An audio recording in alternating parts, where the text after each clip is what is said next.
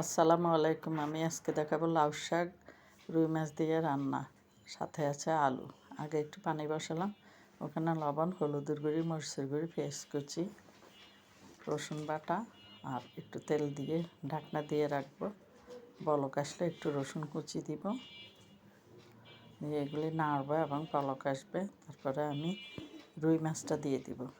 রুই মাছ আগে কষাই নিব, তারপরে আলু দিব আর শাক দিয়ে দেব।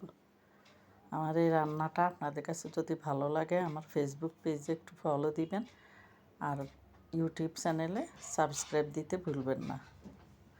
এই যে আলু দিয়ে দিলাম, তারপরে এগুলি বলকাশ কতক্ষণ ঢাকনা দিয়ে রাখবো।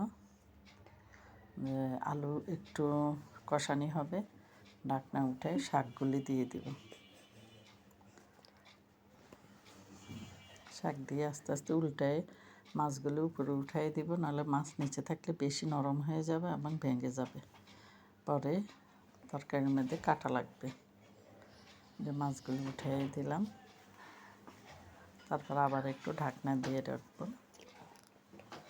ঢাকনা উঠাই দেখবো আমার রান্না হয়ে গেছে। এই যে লাউ শাক, রুই মাছ আর আলু রান্না।